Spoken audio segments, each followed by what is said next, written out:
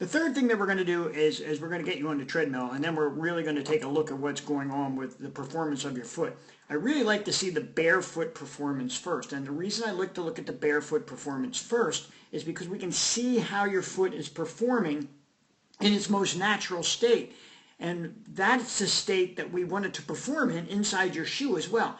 So it's very important to see what exactly is going on with the foot plant when you're running barefoot. And in this girl's case, what we see is, one of the things I noticed right away is how she kicks her foot up in the air, or dorsiflex that foot when she's running. And you'll see when we look at later videos why that's occurring. The foot should actually stay in a flatter or even a downward position, kind of like if you would keep your foot in a bicycle pedal when you're coming through your gait cycle.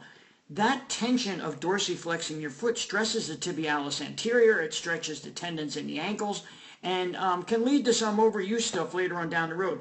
That's the first thing that I noticed, and I looked at that later on as I did this video. But when I look at her foot plant, okay, there's her foot plant.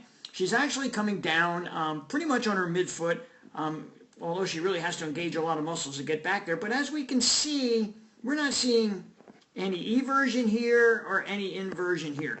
So she has a very, very nice neutral plant. I'm not seeing any collapsing or rolling at all. And again, we see that she's pretty straight up and through. One of the things you can see when you break this down in slow motion like this is why we emphasize so much having a wide toe box in your shoe.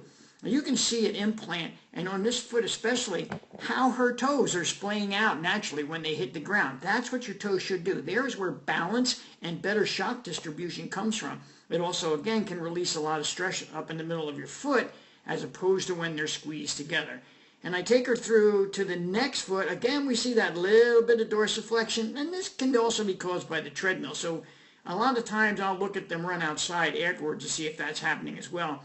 We see that dorsiflexion, the extension, but bang, there we are at impact again. And what do we have? We have a nice straight plant up through. Someone put this girl in an orthotic, and what that orthotic was doing was actually causing her foot to invert, which means that it was making her foot roll to the outside and causing her to be on the outside of her foot and the sole of the foot pointing inwardly.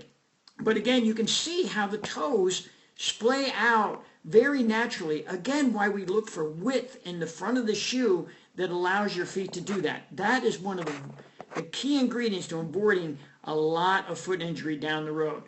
Again, you can see as she continues through the cycle, everything is nice and neutral. You know, she's a very strong runner, as you saw from some of her pictures. And let's go look at the next video.